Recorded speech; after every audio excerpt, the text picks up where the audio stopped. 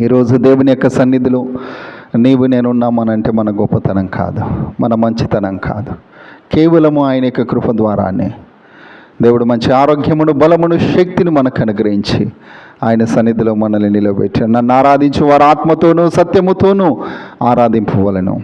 దేవుని యొక్క వాక్యం మనకు సెలవిస్తూ ఉంది. ఎవరు కూడా మౌనంగా ఉండకుండగా మన యొక్క స్వరాలెత్తి దేవుని యొక్క నామాన్ని మహింపరుద్దాం. హల్లెలూయా, హల్లెలూయా, స్తోత్రం, స్తోత్రం, స్తోత్రం, స్తోత్రం, స్తోత్రం, స్తోత్రం. గొప్ప దేవా నీకు స్తోత్రము నాయన. నిన్న నేడు నిరంతరము ఏకరీతిగా ఉన్న దేవా నీకు స్తోత్రము నాయన. ఉన్నవాడా నీకు స్తోత్రం, అనువాడా నీకు స్తోత్రము. హల్లెలూయా, హల్లెలూయా, హల్లెలూయా. యేసయ్యా నీకే వందనాలు, వందనాలు, వందనాలు, వందనాలు. స్తుతి, స్తుతి, స్తోత్రము నాయన. హల్లెలూయా, హల్లెలూయా.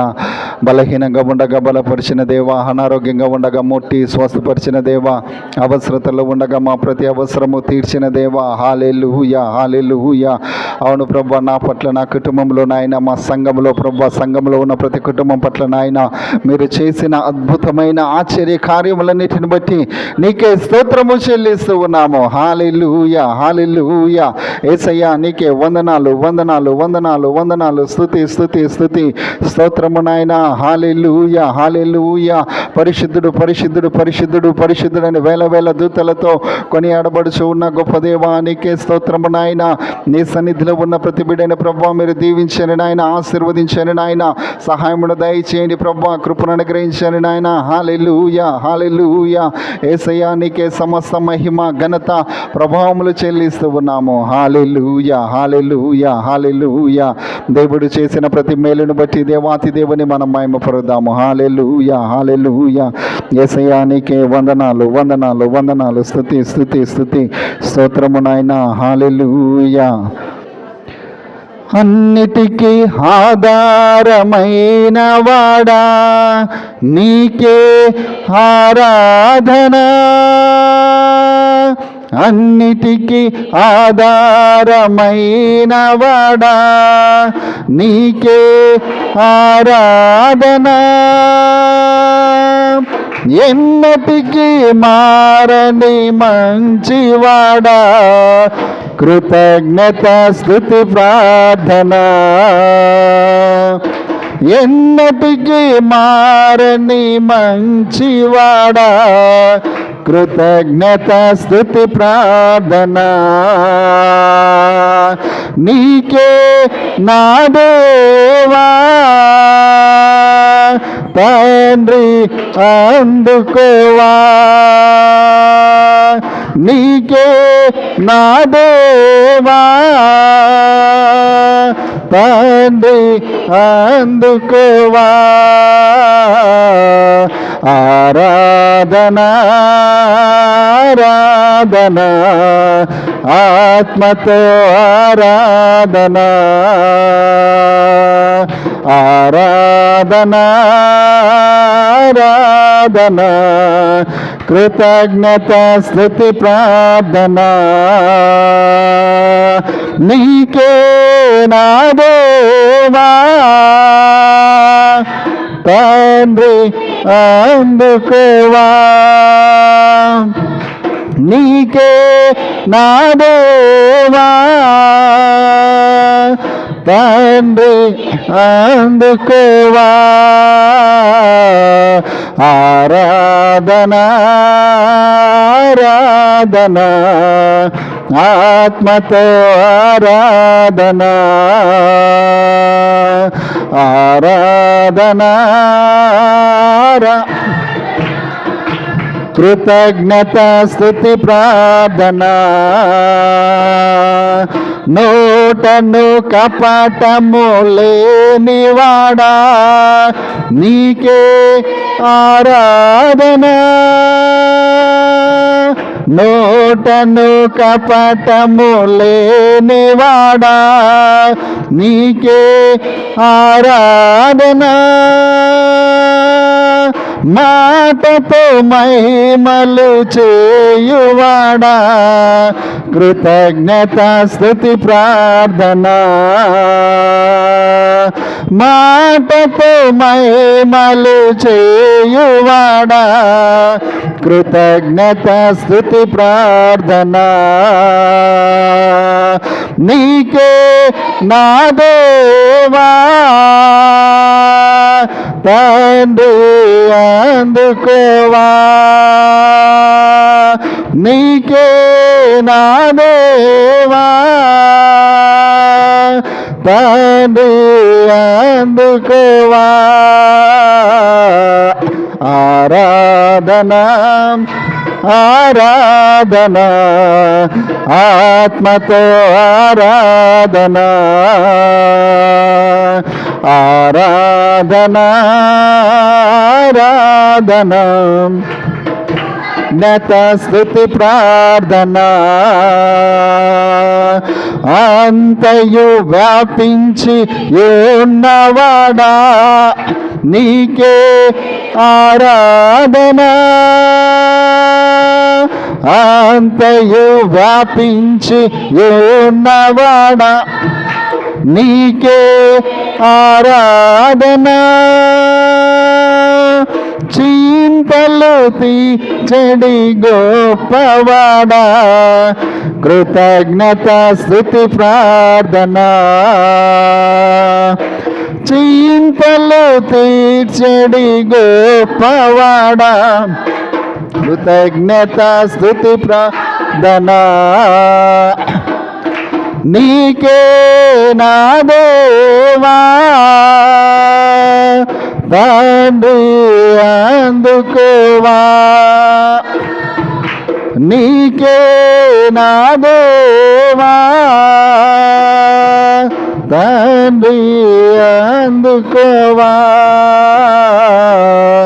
ఆరాధన ఆరాధన ఆత్మతో ఆరాధన ఆరాధన ఆరాధన కృతజ్ఞ ప్రార్థన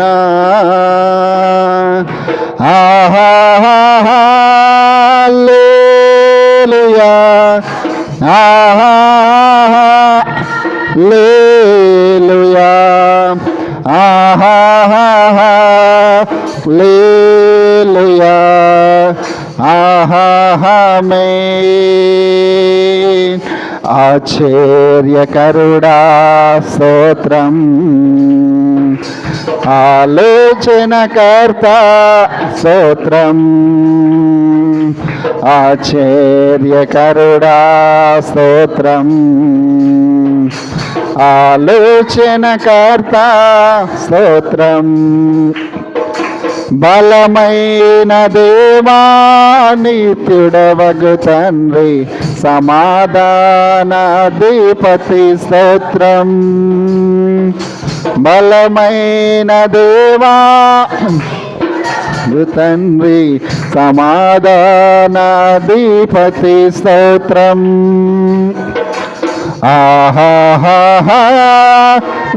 హల్లెలూయా హల్లెలూయా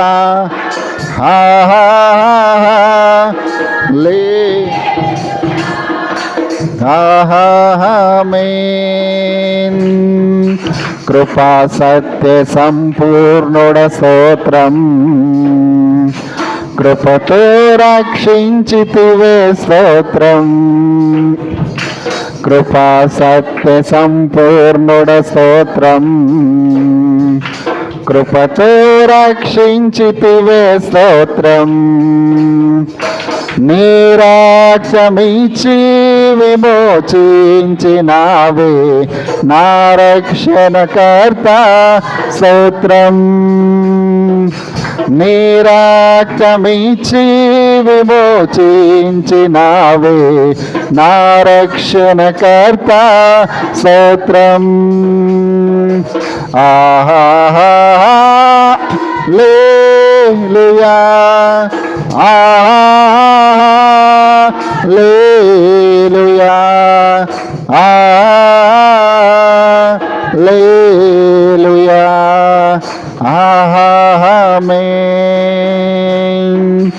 ఆమేన్ అనువాడ స్తోత్రం. అల్ఫా ఒమేగా స్తోత్రం. ఆమేన్ అనువాడ స్తోత్రం. అల్ఫా ఒమేగా స్తోత్రం. అగ్ని జ్వాలల వంటి కన్నులు గలవాడా అత్యున్నతుడా స్తోత్రం. అగ్ని జ్వాలల వంటి కన్నులు గలవాడా అత్యున్నతుడా స్తోత్రం. ఆహా హల్లెలూయా హల్లెలూయా హల్లెలూయా ఆమేన్. హల్లెలూయా. స్తోత్రం గొప్ప దేవా నీకు స్తోత్రము నాయన. నిన్న నేడు నిరంతరము ఏకరీతిగా ఉన్న దేవా నీకు స్తోత్రము నాయన. ఉన్నవాడా నీకు స్తోత్రం, అనువాడా నీకు స్తోత్రము నాయన. ఈ ఉదయకాల సమయంలో ప్రభువా నీ సన్నిధిలో నాయన నిన్ను స్తుతించి ఆరాధించి మహిమపరిచి ఘనపరచడానికి నువ్వు మాకు ఇచ్చిన ఈ ధన్యతకి నీకే వందనాలు ప్రభువా. దీవించండి, ఆశీర్వదించండి నాయన. నీ సన్నిధిలో ఉన్న ప్రతి బిడ్డను, ప్రతి కుటుంబాన్ని మీరు జ్ఞాపకం చేసుకునండి ప్రభువా. ఎవరైతే నాయన ఇదిగో ప్రభువా మా ఆరాధనలో ఏకీభవిస్తూ ఉన్నారో వారందరినీ కూడా నాయన మీరు దర్శించమని ప్రార్థిస్తూ ఉన్నాం. చేరి వచ్చిన సంఘమును మీరు దీవించండి. ఈ ఉదయకాల సమయంలో నాయన నీ యొక్క వాక్య లేఖన భాగంలో నుండి ఏ మాటలైతే మీరు మాట్లాడాలని ఆశపడుతూ ఉన్నారు, ఏ మాటల ద్వారా ప్రభు మమ్మల్ని అందరినీ కూడా ఆదరించాలని, హెచ్చరించాలని, ప్రోత్సహించాలని మీరు ఆశపడుతూ ఉన్నారు, అటు మాటలు మీరే వినిపింపచేయండి. అల్పుడను అయోగ్యుడను ప్రభువా నీ సిలువ చాటును నన్ను మరుగు చేసుకొని నీ యొక్క బూరగా నన్ను వాడుకున్నామని వెతబడుతున్న ప్రతి మాట వింటూ ఉన్నటువంటి మా అందరి హృదయాలలో నూరంతల ఫలభరితమైనటువంటి దీవెనలు మేము పొందుకోవడానికి నీ కృపను మాకు దయచేయమని ఈ సమయాన్ని మమ్మల్ని అందరినీ కూడా ప్రభువా నీ చేతులకి అప్పగిస్తూ సమస్త మహిమ ఘనత ప్రభావములు నీకే చెల్లిస్తూ యేసు పరిశుద్ధ నామములో అడిగి వేడుకొంచున్నాము తండ్రి. ఆమేన్ ఆమేన్. దేవునికి స్తోత్రం. అందరం దయచేసి కూర్చుందాం.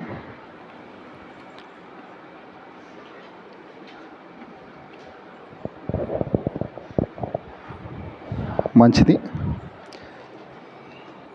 టిలు ఏదో శబ్దం వస్తుంది.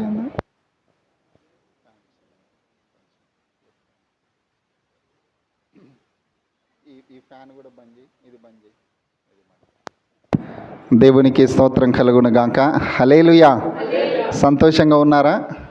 సంతోషంగా ఉంటే దేవుడికి స్తోత్రం చెల్లించండి ఒకసారి. మంచిది. గడిచిన నూతన పునరుద్ధాన దినము నుండి దేవుని యొక్క సన్నిధిలో దేవుని యొక్క వాక్యాన్ని ఒక అంశాన్ని బట్టి మనం ముందుకు వెళ్తూ ఉన్నాం. పోయిన వారం దేని గురించి మనం ధ్యానం చేసాం ఒకసారి జ్ఞాపకం చేసుకుందాం. అమ్మ, దేవుని సన్నిధిని మనం ఏం చేయాలి? వెదకాలి. దేవునికి మహిమ కలుగును గాక. హల్లెలూయా.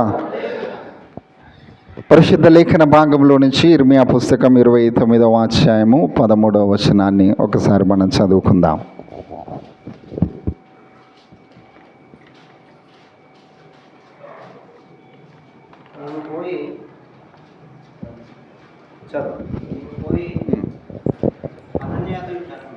ఇర్మియా పుస్తకం 29:13. మీరు నన్ను వెదికిన ఎడల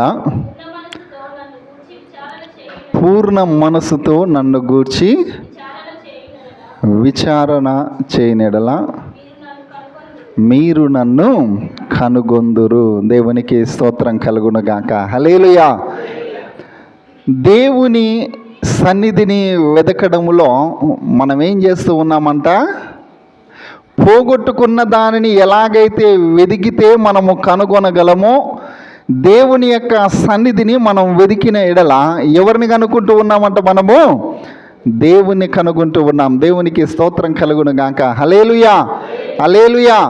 చాలామంది చాలా సందర్భాలలో జాగ్రత్తగా గమనించండి. దేవుడు అంటే తెలియనప్పుడు, విశ్వాసులుగా మారినప్పుడు, బ్యాప్తిజము తీసుకునక ముందు నిజమైనటువంటి విశ్వాసముతోటి రక్షణ పొందుకొని దేవుని బిడలంగా దేవుని యొక్క సన్నిధికి రావడానికి ఆయనను మనం కనుగొని ఆయన బిడలంగా మార్చబడిన తరువాత దేవుని యొక్క సన్నిధికి వచ్చినాక మనం ఏం చేస్తూ ఉన్నాం చెప్పండి? మరిచిపోతూ ఉన్నాం.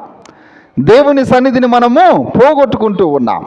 అందుకే దేవుడు మనతో మాట్లాడుతూ ఉన్నాడు. మీరు నన్ను వెదికితే మీరు నన్ను కనుగొంటారు. దేవునికి స్తోత్రం కలుగునుగాక. హల్లెలూయా, హల్లెలూయా.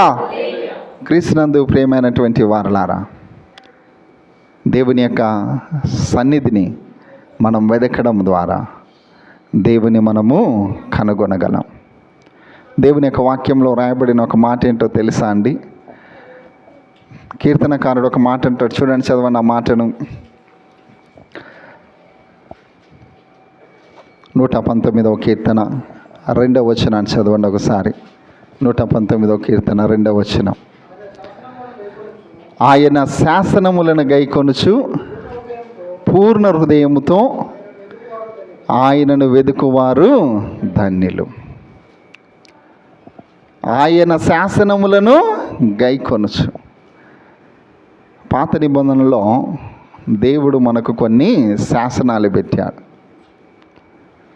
ఇశ్రాయేలు ప్రజలతో దేవుడు మాట్లాడుతూ ఉన్నప్పుడు మోషే ఆ మాటలన్నీ కూడా వారికి వినిపించేవాడు. దాదాపు 634 పైననే ఆయన శాసనాలు ఉన్నాయి. దేవునికి స్తోత్రం కలుగునుగాక. హల్లెలూయా.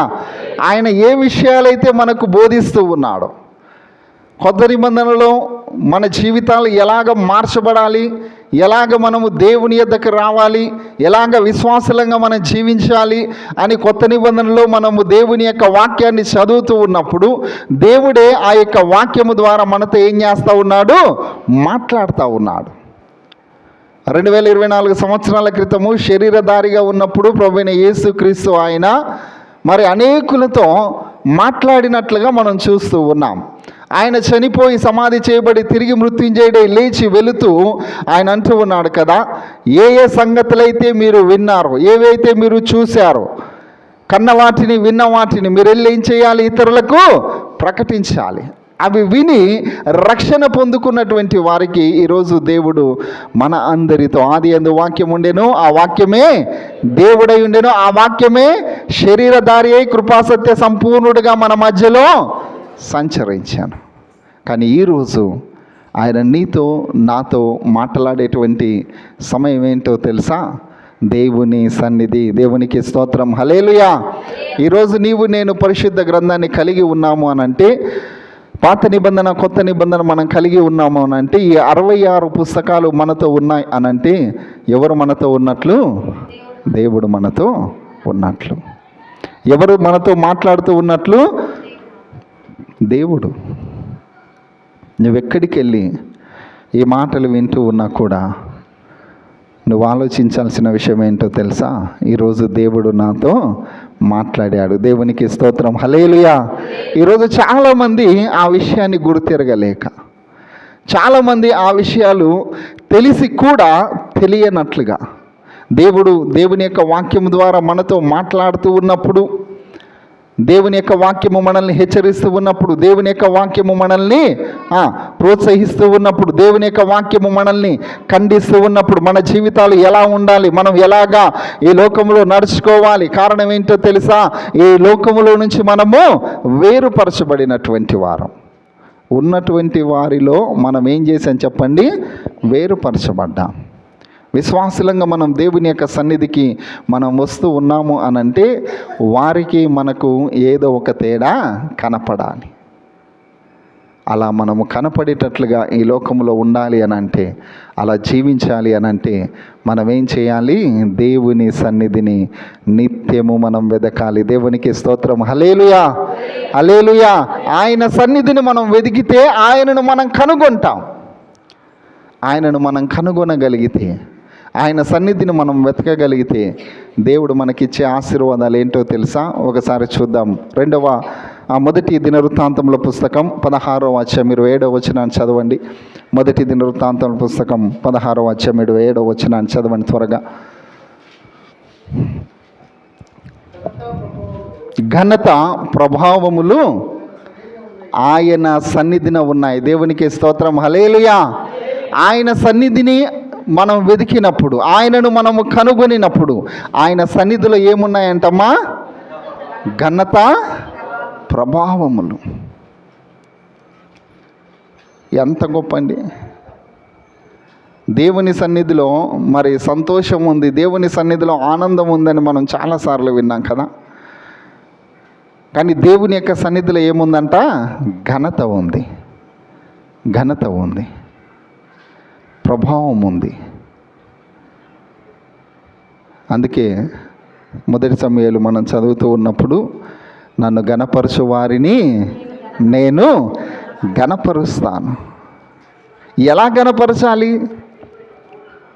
అసలు ఘనపరచుట అనంటే ఎలా? ఆయన సన్నిధిలో ఉన్నటువంటి ఘనత మన వెంబడి మనకు ఎలా ఘనత కలుగుతూ ఉంది? దేవుని యొక్క సన్నిధిలో దేవుని బిడలంగా మనం జీవిస్తూ ఉన్నాం. ఆయన సన్నిధికి వచ్చి ఆయనను కనుగొంటూ ఉన్నాం. ఆయననే మనం వెంబడిస్తూ ఉన్నాం. ఆయనను వెంబడిస్తూ ఉన్నప్పుడు ఆయన సన్నిధిలో మనకు సంతోషము, సమాధానము మాత్రమే కాదండి, ఏం కలుగుతూ ఉందంట? ఘనత కలుగుతూ ఉంది. దేవునికి స్తోత్రం కలుగును గాక, హల్లెలూయా.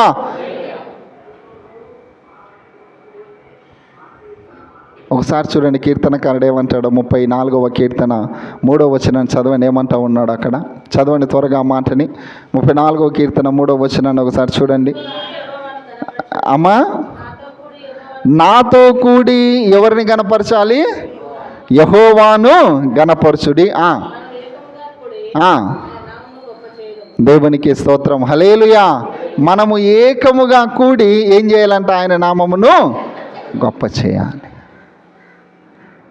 క్రీస్తునందు ప్రియమైనటువంటి వారలారా, ఘనపరుచుట అని అంటే ఇంకొక వాక్య భాగాన్ని చూపిస్తాను. 118వ కీర్తన 28వ వచనాన్ని చదవండి త్వరగా. 69వ కీర్తన 30వ వచనాన్ని ఒకటి చదవండి త్వరగా. ఎవరైనా ఒకరు త్వరగా 2 వచనాలు చదవండి. నీవు నా దేవుడవు, నేను నీకు కృతజ్ఞతాస్తుతులు చెల్లించేదను.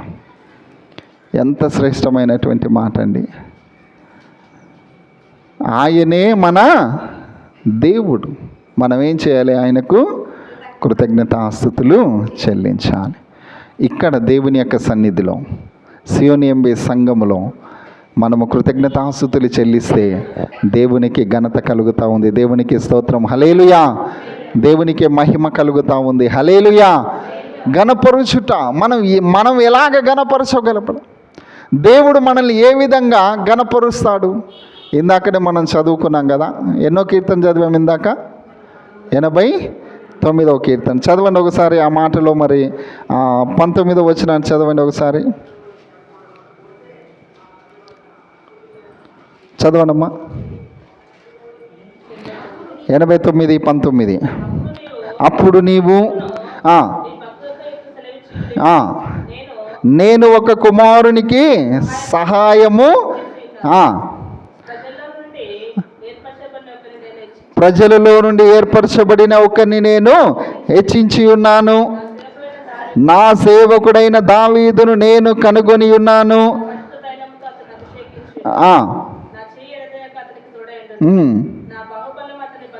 దేవునికి స్తోత్రం కలుగును గాక, హల్లెలూయా.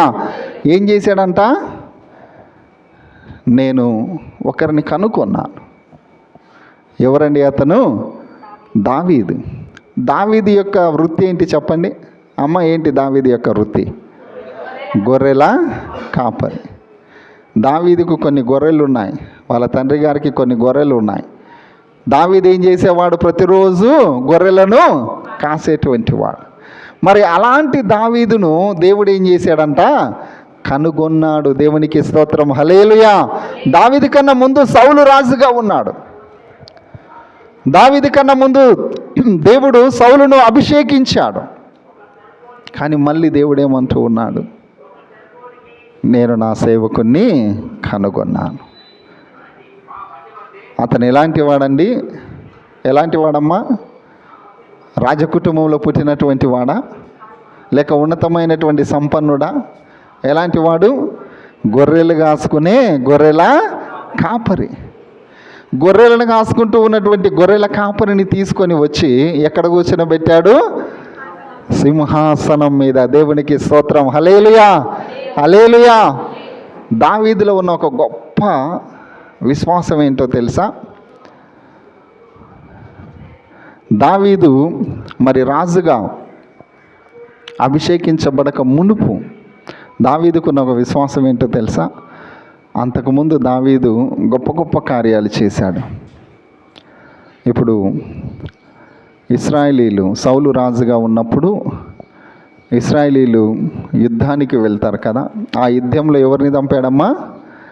గొలియాతుని చంపాడు. గొలియాతుని చంపినప్పుడు దావీదుకు ఏం ధరించారంట?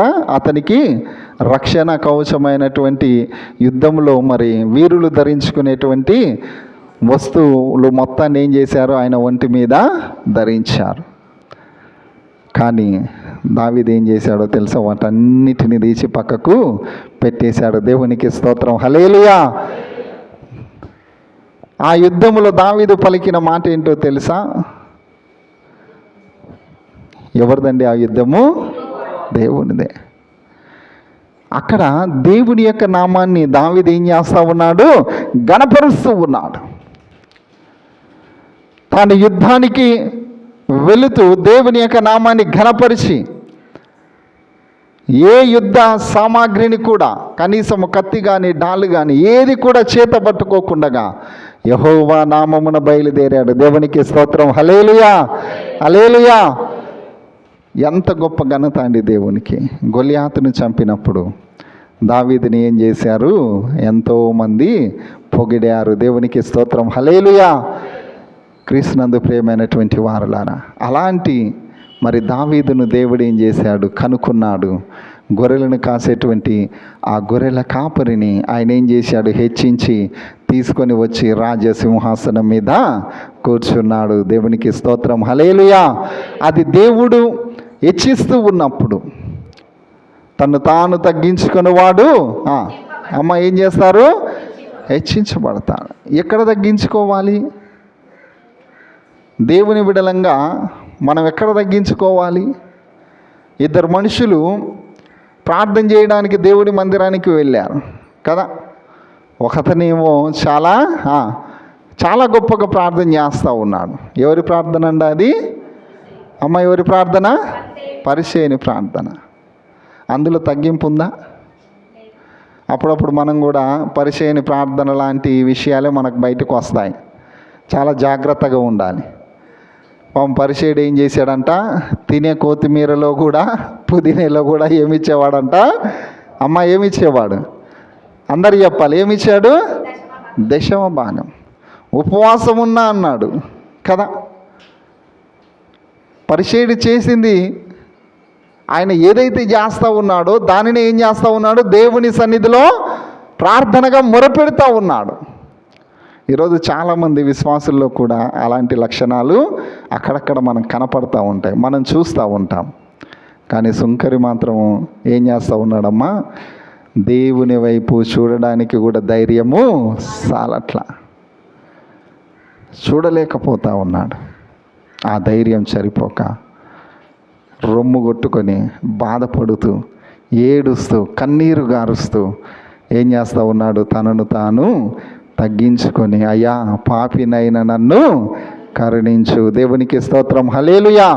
దావీదు యొక్క జీవితంలో కూడా తాను రాజుగా సింహాసనం మీద కూర్చున్నప్పుడు కూడా ప్రవక్తలు వచ్చి దావీదుతో మాట్లాడినప్పుడు ఆ సింహాసనాన్ని విడిచిపెట్టి దేవుని సన్నిధిలోనికి వెళ్ళి మోకరించాడు. దేవునికి స్తోత్రం. హల్లెలూయా. దేవుని సన్నిధిలో మోకరించి ఆయన కన్నీరు గార్చి ఏం చేస్తూ ఉన్నాడు? ప్రార్థన చేస్తూ ఉన్నాడు. అందుకే పౌలు అంటాడు, మనం ఎవరమో తెలుసా అండి? ఎన్నిక లేనటువంటి వారం. పెంట కుప్పల మీది నుండి ఆయన దరిద్రులను పైకి లేవనెత్తేవాడు. దేవునికి స్తోత్రం. హల్లెలూయా. పెంట కుప్పల మీద నుంచి ఎక్కడో ఉండాల్సినటువంటి మనం, కానీ ఈరోజు తీసుకొని వచ్చి ఆయన ఎక్కడ కూర్చొనబెట్టాడు? అమ్మ ఎక్కడ కూర్చొనబెట్టాడు? మంచి గ్రానైట్ బండల మీద కూర్చొనబెట్టాడు. దేవునికి స్తోత్రం. హల్లెలూయా కదా. ఎంత మంచి మందిరంలో దేవుడు మనల్ని కూర్చునబెట్టాడు. ఎంత చక్కగా మనం దేవుని యొక్క సన్నిధిలో మనం ఉంటూ ఉన్నాం. ఎక్కడో ఉండాల్సినటువంటి వాళ్ళమండి, ఎన్నిక లేనటువంటి వాళ్ళం. కానీ దేవుడు ఏం చేశాడు? అలాంటి మనలను ఆయన ఎన్నుకున్నాడు. మునుపైతే మనము నిష్ప్రయోజనకరంగా ఉన్నాం, కానీ ఇప్పుడు దేవునికి ఎలా ఉన్నామో తెలుసా? ప్రయోజనకరంగా ఉన్నాం. దేవునికి స్తోత్రం, హల్లెలూయా.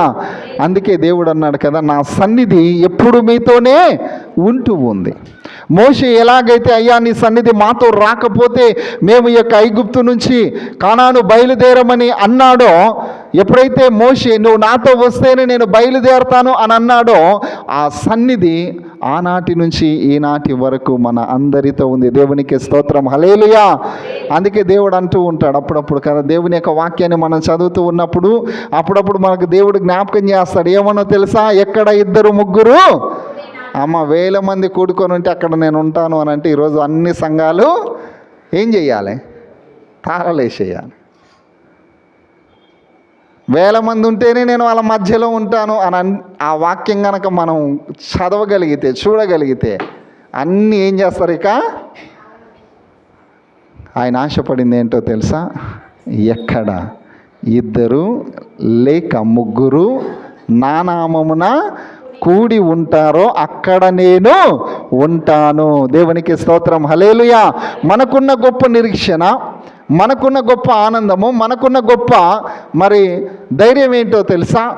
100ల సభలోనే కాదు, చిన్న కూడికలో 2 ఉంటే చాలు, అక్కడ నేను వాళ్ళ మధ్యలో ఉంటాను.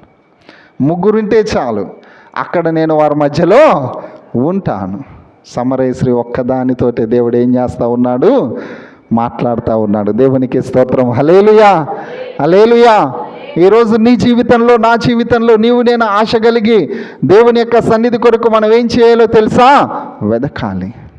ఉదయాన్నే లేచినప్పుడు నువ్వెక్కడైతే ప్రార్థన చేస్తావో, ఏ స్థలాన్ని అయితే నువ్వు ఎన్నుకొని ప్రార్థన చేస్తావో అదే దేవుని సన్నిధి. దేవునికి స్తోత్రం, హల్లెలూయా.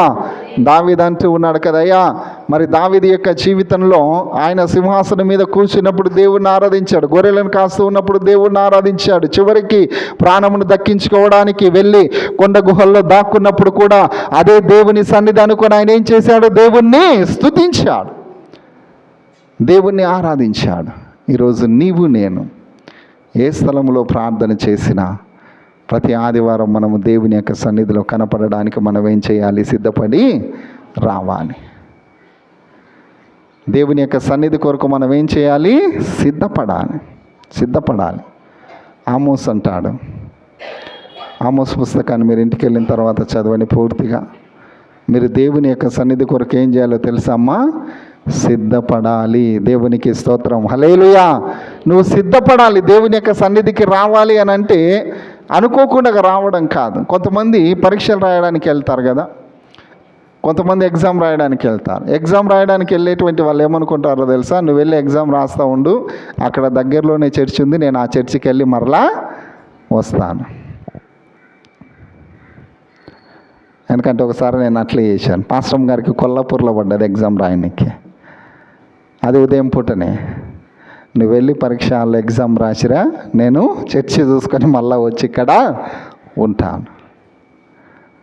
అంటే దేవుని సన్నిధిని మన పరిస్థితులు అనుకూలించినప్పుడు నువ్వు ఎక్కడ ఉన్నా కూడా, ఏ స్థితిలో ఉన్నా కూడా నువ్వేం చేయాలి? దేవుని సన్నిధిని వెదకాలి. ఒక క్రొత్త ప్రాంతానికి మనం వెళ్ళినప్పుడు, అక్కడ మనం ఉన్నప్పుడు, అక్కడ దగ్గరలో చర్చ్ ఎక్కడ ఉంది? ఆదివారం రోజు మాత్రం మనం ఎక్కడ ఉండాలి? దేవుని సన్నిధిలో కనబడాలి. సిద్ధపడి మనం వెళ్ళాలి. దేవుని యొక్క సన్నిధికి మనం వస్తూ ఉన్నప్పుడు సిద్ధపడి మనం రావాలి. అందుకే దేవుని యొక్క వాక్యంలో ప్రసంగి మనం చదువుతూ ఉన్నప్పుడు సొలొమోను ప్రవక్త అంటాడు కదా, జ్ఞాని అయినటువంటి సొలొమోను ఆయన అనేకమైనటువంటి విషయాలను తెలియజేస్తాడు. జ్ఞాని అయినటువంటి సొలొమోను రాసినటువంటి ప్రసంగి పుస్తకంలో, మీరు దేవుని మందిరమునకు పోయినప్పుడు మీ ప్రవర్తన ఏం చేయాలమ్మా? జాగ్రత్తగా. ఎందుకోసం? అక్కడ ఎవరున్నారు? దేవుడు ఉన్నాడు. నువ్వు జాగ్రత్తగా దేవుని యొక్క సన్నిధికి రాకపోతే, నువ్వు జాగ్రత్తగా దేవుని యొక్క సన్నిధిలో నీ ప్రవర్తనను చూసుకునకపోతే, నీ జీవితంలో నువ్వు ఇతరులకు మాదిరికరంగా ఉండలేవు. మనం ఎవరమో తెలుసా? పిలువబడి ప్రత్యేకించబడిన వారము. దేవునికి స్తోత్రం, హల్లెలూయా. ఎక్కడో ఉండాల్సినటువంటి మనలని దేవుడు తీసుకొని ఏం చేశాడు? ఎంతగానో హెచ్చించాడు. ఎంతగానో హెచ్చించి ఉన్నతమైనటువంటి స్థితిలో ఉంచాడు. ఈరోజు 20 ఏళ్ల క్రితం ఉన్నటువంటి పరిస్థితులు మనకు లేవండి. మన పరిస్థితులు, మన స్థితిగతులన్నీ ఏమైపోయాయి? మారిపోయాయి, మారిపోతూ ఉన్నాయి. దేవునికి స్తోత్రం, హల్లెలూయా. మార్చబడేలాగున మనం ఏం చేయాలి? దేవుని యొక్క సన్నిధిలోనికి వచ్చి మనము ప్రార్థన చేయాలి. యెషయా పుస్తకం 45వ వచనాన్ని మనం చదివినప్పుడు అక్కడ యెషయా ఏమని అంటూ ఉన్నాడో తెలుసా? నా సన్నిధిలో నీవు కన్నీరు కార్చితివి కనుక నీ విజ్ఞాపనను నేను వినియున్నాను. దేవునికి స్తోత్రం, హల్లెలూయా. నేను ఆలకించాను. నువ్వు కన్నీళ్లు గార్చావు నా సన్నిధిలో. ఎందుకోసమో తెలుసా నువ్వు కన్నీళ్లు గార్చేది? నీ పరిస్థితి బాగలేనప్పుడు, నీ పరిస్థితి నీ జీవితంలో మరి అనుకూలించినప్పుడు నువ్వు దేవుని యొక్క సన్నిధికి వచ్చి కన్నీరు గార్చి నువ్వు ప్రార్థన చేస్తూ ఉన్నావు. కానీ ఒక విషయాన్ని నువ్వు గుర్తుపెట్టుకోవాలి. నువ్వు ఏ స్థితిలో ఉన్నా, ఎక్కడ ఉన్నా, నువ్వు దేవుని యొక్క సన్నిధిలో నిరంతరము విజ్ఞాపన ప్రార్థన చేస్తూనే ఉండాలి. దేవునికి స్తోత్రం, హల్లెలూయా, హల్లెలూయా. నేను దాదాపు ఒక 15 సంవత్సరాల క్రితం ఒక చర్చిలో పాస్టర్గా పనిచేస్తూ ఉన్నాను. అందులో ఒక కుటుంబము, ఆ అమ్మాయి మంచి విశ్వాసురాలే. ఎప్పుడైతే ఆమెకి ఇరుకు, ఇబ్బంది, కష్టం వస్తుందో అప్పుడే అన్నయ్య అనుకుంటూ వచ్చేది. అన్నయ్య ప్రార్థన చేయన్నయ్య మా కోసం. కష్టం వచ్చినప్పుడు, బాధ వచ్చినప్పుడు, లేకపోతే ఇంట్లో భర్త కొట్టినప్పుడు, అత్తమామ కొట్టినప్పుడు, అన్నయ్య ప్రార్థన చేయ అన్నయ్య మా కోసం అని వచ్చేది. నేను ఒకరోజు చెప్పానమ్మా, నువ్వు నా దగ్గరికి రామాక, నువ్వు ముందు ఎక్కడికి వెళ్ళాలి? దేవుని సన్నిధికి వెళ్ళు. దేవుని సన్నిధికి వెళ్ళి నువ్వేం చేయి? మొట్టమొదట దేవుని సన్నిధిలో మోకరించి నీవు కన్నీరు గార్చి ప్రార్థన చేయి. అన్నయ్య మా కోసం ప్రార్థన చేయన్నయ్య. నువ్వెందుకన్నయ్య ఇలా అన్నావు అని అన్నావు. నేను అన్నాను, అమ్మ నీకు అవసరమైనప్పుడే నా దగ్గరికి వస్తా ఉన్నావు. నేను అది గమనించాను. ఈ లోపల అవసరమైనప్పుడు సేవకుల దగ్గరికి, అవసరమైనప్పుడు దేవుని సన్నిధికి కాదు వచ్చేది. మనకు బాధ వచ్చినప్పుడు, మనకు కష్టం వచ్చినప్పుడు, మనకు ఇరుకు వచ్చినప్పుడు, ఇబ్బంది వచ్చినప్పుడు కాదు దేవుని సన్నిధికి మనం వచ్చేది. ఎవరు వస్తారు అని అంటే, దేవుడంటే తెలియని వాళ్ళు ఒక ఆశ కలిగి వస్తారు. మేము ఇక్కడికి వెళితే సమస్యలు పోతాయి, మేము ఇక్కడికి వెళ్తే కష్టాలు పోతాయి, ఇక్కడికి వెళ్తే మా అవసరతలు పోతాయి అని ఏం చేస్తారు? అలాంటి వాళ్ళు వస్తారు. కానీ పిలువబడి, ఏర్పరచబడి, దేవుని బిడ్డలుగా పిలువబడి, దేవుని యొక్క మరి విశ్వాసులుగా పిలువబడి, తండ్రి కుమార పరిశుద్ధాత్మ నామంలో బాప్తిజం తీసుకున్నటువంటి వారు అవసరానికి మాత్రమే దేవుని సన్నిధికి రాకూడదు. దేవుని సన్నిధి మన సొంత హక్కుగా భావించి మనం ఏం చేయాలి? రావాలి. దేవునికి స్తోత్రం, హల్లెలూయా. నేను ఈరోజు దేవుని సన్నిధికి వెళ్ళకపోతే, దేవుని యొక్క సన్నిధిలో కనబడకపోతే మా వాళ్ళు ఏమనుకుంటారు, పాస్టర్ గారు ఏమనుకుంటాడు, చైర్మన్ గారు, ఎవ్వరు ఏమనుకోరు. ఇక్కడ నువ్వు వచ్చావనుకో సంతోషము, నువ్వు రాలేదనుకో బహు సంతోషం. కానీ ఒక విషయాన్ని గుర్తుపెట్టుకోవాలి, నీవు రావడము అనేటువంటిది అది నీవు దేవునితో చేసుకున్న నిబంధనకు ఆధారమై ఉన్నది. దేవునికి స్తోత్రం, హల్లెలూయా, హల్లెలూయా. ఆయన సన్నిధిలో నుంచి నువ్వు ఎక్కడికి కూడా పారిపోలేవు. ఆరోగ్యంగా, బలంగా మనం ఉన్నప్పుడే మొట్టమొదట రావాల్సింది ఎక్కడికో తెలుసామా?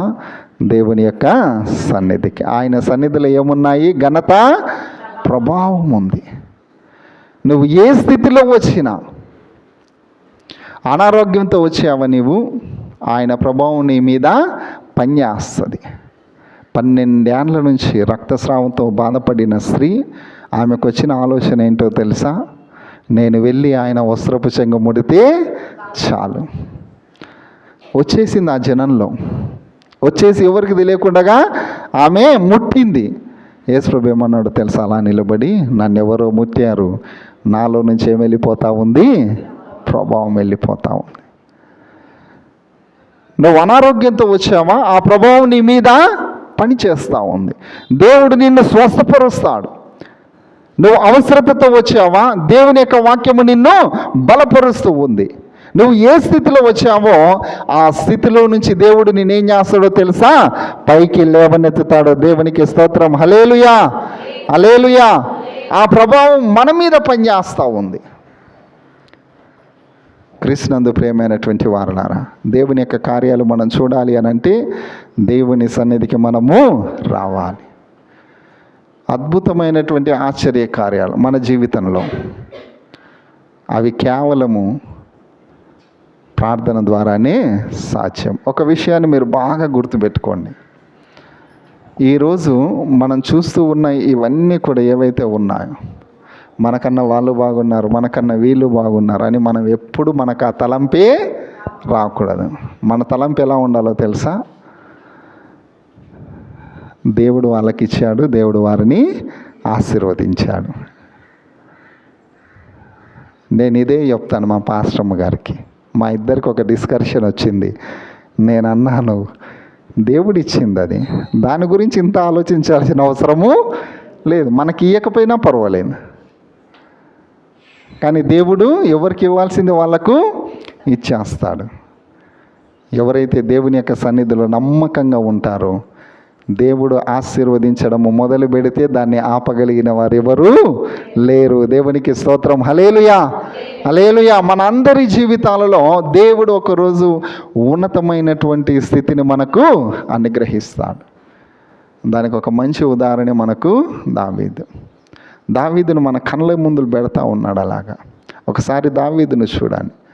దావీదుని ఇన్స్పిరేషన్గా తీసుకోండి మీరు. దావీదుని ఎలాగైతే గొర్రెల కాపరిగా ఉన్నటువంటి దావీదుని తీసుకొని వచ్చి సింహాసనం మీద కూర్చునబెట్టాను, ఒకరోజు నా సన్నిధిలో ఉన్న మిమ్మల్ని అందరినీ కూడా నేను అత్యధికమైనటువంటి దీవెనలతో ఆశీర్వదిస్తాను. దేవునికి స్తోత్రం కలుగును గాక. హల్లెలూయా, హల్లెలూయా. మనలందరినీ కూడా ఆశీర్వదించే దేవుని అందు మనం విశ్వాసం కలిగి ఉన్నాం. నువ్వు ఏ స్థితిలో ఉన్నా, ఎక్కడ ఉన్నా, ఒకరోజు దేవుడు నిన్ను అత్యధికంగా ఆశీర్వదిస్తాడు. హెబ్రీయులకు రాసిన పత్రిక 11వ అధ్యాయము 6వ వచనాన్ని ఒకసారి చదువుకొని మనం ముగించుకుందాం. హెబ్రీయులకు రాసిన పత్రిక 11వ అధ్యాయము 6వ వచనం. విశ్వాసము లేకుండా దేవునికి ఇష్టలై ఉండట అసాధ్యము. దేవుని యొద్దకు వచ్చువాడు ఆయన ఉన్నాడనియు, తన్ను వెదుకు వారికి ఫలము దయచేవాడని, తన్ను వెదుకు వారికి ఫలము దయచేవాడు. ఈరోజు చాలామంది పరిస్థితులు బాగలేనప్పుడు, పరిస్థితులు అనుకూలించినప్పుడు ఎక్కడెక్కడో వెళ్ళి వెతుకుతూ ఉన్నారు. ఎవరి దగ్గరైనా ఆర్థిక అవసరత వచ్చింది అనుకోండి, ఎవరి దగ్గరికి వెళ్దాం, ఎవరు ఇస్తే, ఎవరి దగ్గరికి వెళ్తే ఎవరు మనకు ఇస్తారు.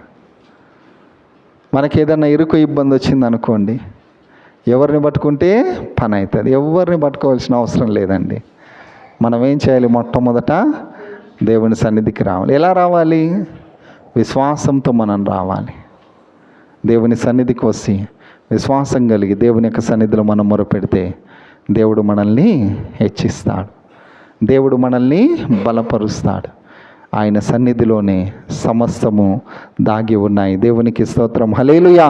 ఆయన సన్నిధిలో సంతోషం ఉంది, ఆయన సన్నిధిలో సమాధానం ఉంది, ఆయన సన్నిధిలో ఘనత ఉంది, ఆయన సన్నిధిలో ప్రభావం ఉంది. అవన్నీ కూడా మనం పొందుకోవాలి అని అంటే మనము దేవుని యొక్క సన్నిధిలో మనము కనబడాలి. క్రీస్తునందు ప్రియమైనటువంటి వారలారా, పునరుద్ధాన దినము మనందరికీ దేవుడు ఆశీర్వదించి ఇచ్చినటువంటి దినము. ఆయన సన్నిధి కొరకు మనం ఏం చేయాలి? మనమందరం కూడా సిద్ధపడి దేవుని యొక్క సన్నిధికి మనము రావాలి. ఒకరోజు దేవుడు మనల్నందరినీ కూడా అత్యధికంగా దీవించి ఆశీర్వదించును గాక. ఆమేన్, హల్లెలూయా. ప్రార్థన చేసుకుందాం. అందరం మోకరిద్దాం, ప్రార్థన చేద్దాం. ఈ నూతన పునరుద్ధాన దినమందు దేవుని యొక్క సన్నిధిలో మనం ఉన్నాం. దేవుని యొక్క సన్నిధికి మనం వచ్చాం. ఈరోజు నీవు నేను ఆదివారం అని లేక దేవుని సన్నిధికి వెళ్ళాలి అనేటువంటి తలంపు కానీ కాదండి. జగతుత్పత్తి మొదలుకొని ఆదిలోనే ఆయన నిన్ను నన్ను పిలుచుకున్నాడు. ఆదిలోనే నిన్ను నన్ను ఏర్పరచుకున్నాడు ఆయన సన్నిధిలో ఈరోజు మనం ఉన్నాము అనంటే ఇది ఆయన యొక్క ప్రణాళిక. ఎంతోమంది దేవుని సన్నిధిలో కనబడలేకపోతూ ఉన్నారు. ఆరోగ్యంగా ఉన్నారు, బలంగా ఉన్నారు, కానీ ఆత్మీయమైన స్థితిలో బలహీనంగా ఉన్నారు. కానీ నీవు నేను ఒకవేళ అనారోగ్యంగా ఉండి ఉండొచ్చు, బలహీనంగా ఉండి ఉండొచ్చు, కానీ ఆత్మీయమైన స్థితిలో ఆత్మీయతలో మనం బలంగా ఉన్నాం. అది గొప్ప ఆనందం. బలపరుచువాడు ఆయనే, ఘనపరుచువాడు ఆయనే, నెమ్మదినిచ్చేవాడు ఆయనే, సమాధానమునిచ్చేవాడు ఆయనే. ఆ సమాధానం, ఆ నెమ్మది, ఆ బలము, ఆ ఘనత, ఆ ప్రభావాలు మన మీదికి రావాలి అని అంటే దేవుని సన్నిధిలో మనము మోకరించి ప్రార్థించాలి. దేవుని యొక్క సన్నిధిలో మనము కన్నీరు గార్చి ప్రార్థించాలి. మన ప్రార్థనను వినేటువంటి దేవుడు ఆయన. మన ప్రార్థనను విని జవాబునిచ్చేటువంటి దేవుడు ఆయన. ఈరోజు నీవు నేను ఆయన సన్నిధిలో ఉన్నామనంటే అది కేవలం ఆయన యొక్క కృపే. క్రీస్తునందు ప్రియమైనటువంటి వారలారా, దేవుని యొక్క సన్నిధిలో ఉన్న మనలందరినీ కూడా దేవుడు దీవించి ఆశీర్వదించలాగున సంఘమంతా కూడా ప్రార్థనలు ఏకీభవిస్తూ ఉండగా మన మధ్యలో ఉన్న సత్యమ్మ గారు మనల్ని ప్రార్థనలు నడిపిస్తారు. మనం అందరం వారితో ఏకీభవిద్దాం.